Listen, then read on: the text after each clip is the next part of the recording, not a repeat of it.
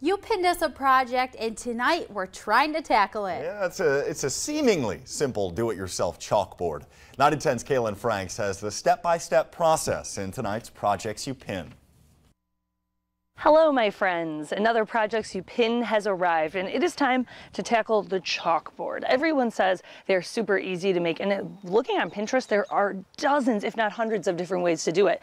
We are going to make one that's going to be pretty big, but it seems pretty simple. Let's get started. The first step here is to prime the piece that will be used for our chalkboard. I'm priming in a gray colored generic primer. 2 coats here will do the trick. Next, while my primer dries in the sun, I begin staining my wood pieces used as the frame.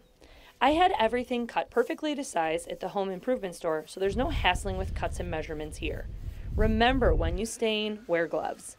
And since our chalkboard will be black, I went with a darker stain. You can do literally anything you want here, maybe even a brightly colored spray paint.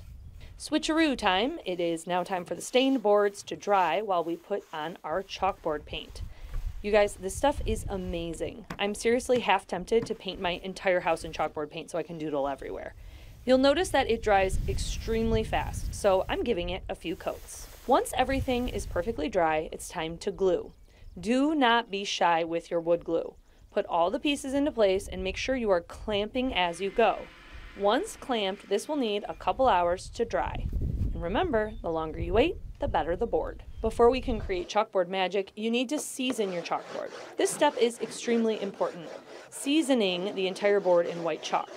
This way, whatever you write on the board first will not be there forever. The best way I've found to clean these boards isn't with a regular eraser. Just use a wet paper towel and it works wonders. In the end, this was a really awesome project. I have to say, this is probably my favorite thing we've done on Projects You Pin so far. Join me next week for another edition of Projects You Pin. You never know, it just may be something you want us to try.